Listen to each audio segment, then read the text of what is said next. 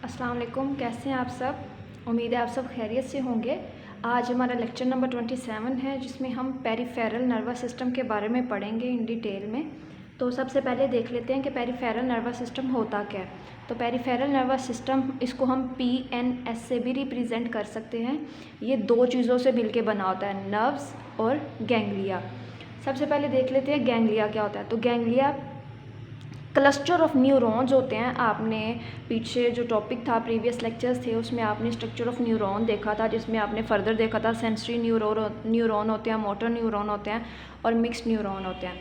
इसी तरह बहुत ज़्यादा जुर्मट होता है न्यूरॉन्स का आउटसाइड सेंट्रल नर्वस सिस्टम, मतलब सेंट्रल नर्वस सिस्टम के आउटसाइड पे जो जुर्मट बना होगा और उसको हम गैंग्लिया बोलेंगे, न्यूरॉन का, ठीक है, उसको हम गैंग्लिया बोलेंगे। अब हमारे पास जो सेकंड है, मतलब जो सेकंड पार्ट है जिससे पेरिफेरल नर्वस सिस्टम मिलके बना हुआ है, तो वो है नर्व्स। अब नर्व्स दो तरह की होती हैं, वो वाली नर्व्स जो ब्रेन से निकल रही हों या वो वाली नर्व्स जो स्पाइनल कॉर्ड से निकल रही हों। तो जो ब्रेन से निकल रही होंगी हम उसको बोलेंगे कि ये क्रेनियल नर्व्स हैं, और हमारी बॉडी में ये 21 पेयर्स होते हैं क्रेनियल नर्व्स के। और ऐसी नर्व्स जो हमारे स्पाइनल कॉर्ड में से निकल रही हों हम उसको बोलेंगे स्पाइनल नर्व्स, और इसकी जो अमाउंट होती है हमारी बॉडी में वो 31 पेयर्स होते हैं। अब क्रेनियल और जो स्पाइनल कॉर्ड है ये मिलके टू पाथवे क्रिएट करते हैं। अगर आप ये जो सेकंड वाला पोर्शन है उसकी तरफ देखें तो सबसे पहले ऊपर लिखा हुआ है ब्रेन एंड स्पाइनल कॉर्ड, और ऊपर लिखा है CNS, मतलब ये इतना पार्ट सेंट्रल नर्वस सिस्टम का है, और उसके बाद जो स्टार्ट होगा वो हमारे पास पेरिफेरल नर्वस सिस्टम है।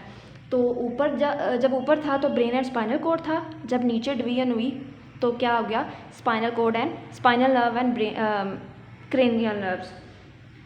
अब इन्होंने टू पाथवे क्रिएट किए, एक होता है सेंसरी पाथवे और दूसरा होता है मोटर पाथवे।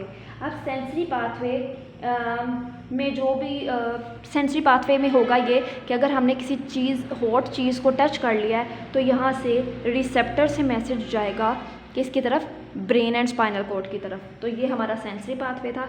अब हमारे पास जो नेक्स्ट पाथवे है वो है मोटर पाथवे। मोटर पाथवे को एक्सप्लेन करने के लिए फर्दर डिवाइड किया गया है टू पोर्शंस में, somatic nervous system and autonomic nervous system. सबसे पहले हम बात कर लेते हैं सोमैटिक नर्वस सिस्टम की। तो ये हमारे वॉलेंट्री एक्शंस है, मतलब जैसे ही हमने किसी चीज़, हॉट चीज़ को टच किया और हमने जल्दी से अपना हाथ पीछे कर लिया, मतलब हमारी स्केलेटल मसल्स की या स्केलेटल वगैरह की मूवमेंट थी ना इसमें सब, तो ये हम कहेंगे कि ये सोमैटिक नर्वस सिस्टम में आता है।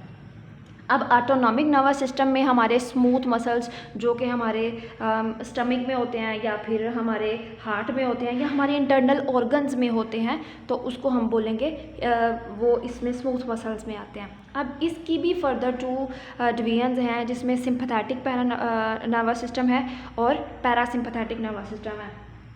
होता क्या है इस ऑटोनॉमिक नर्वस सिस्टम में, होता क्या है कि कोई भी स्ट्रेस वाली कंडीशन हो, कोई भी फियर वाली कंडीशन हो, कोई भी कह लें कि एमरजेंसी वाली सिचुएशन हो, अगर कोई एमरजेंसी हो गया, कोई शॉकिंग न्यूज़ है, हमारी हार्ट बीट तेज़ हो गया है, हमारा जो हमारा ब्रीथिंग रेट है वो तेज़ हो गया है, उसके अलावा हमारी डाइजेशन तेज़ हो जाती है, हमारी जो हमें इवन कुछ मूवमेंट्स में लोग कांपना शुरू कर देते हैं। तो ये सब क्या है, इस सब को प्रिपेयर कौन करता है, इस सब एमरजेंसी को डील करने के लिए ये जो सारी पीछे सेटिंग हो रही होती है, पीछे प्लानिंग हो रही होती है, वो कौन कर रहा होता है, वो ऑटोनॉमिक नर्वस सिस्टम कर रहा होता है। और जैसे ही वो शॉक वाली कैफियत, शॉक वाली कंडीशन, शॉक वाली सिचुएशन ख़त्म होती है, एमरजेंसी वाली सिचुएशन ख़त्म होती है, तो क्या होता है, हर चीज़ नॉर्मलाइज होना शुरू हो जाती है। मतलब हमारा डाइजेशन का रेट नॉर्मल होना शुरू हो जाता है, हमारा ब्रीथिंग का रेट नॉर्मल हो जाता है, हमारी हार्ट बीट नॉर्मल हो जाती है।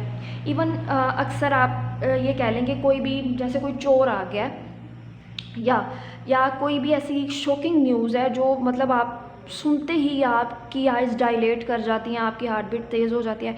इस सब सिचुएशन को डील करने के लिए जो हमारे पास नर्वस सिस्टम है वो है पैरासिम्पैथेटिक नर्वस सिस्टम। तो अगर हम इस सेकंड वाले पोर्शन की बात करें तो इसमें ये सारी डिवीजन है नर्वस सिस्टम की, कि कैसे पहले सेंट्रल नर्वस सिस्टम होता है, वो डिवाइड होता है brain, cranial and spinal nerves में, उसके बाद सेंसरी पाथवे बनता है जहाँ से हमारे रिसेप्टर जो हैं वो मैसेज को रिसीव करके उसके बाद हमें ब्रेन एंड स्पाइनल कॉर्ड को देते हैं और उसके बाद हम अपने हाथ वगैरह की मूवमेंट करके उसको पीछे कर लेते हैं। तो ये था हमारा आज का लेक्चर। इंशाल्लाह we will continue in our next lecture. Stay home, stay safe. Thank you so much. अपना बहुत ज़्यादा ख्याल रखिएगा।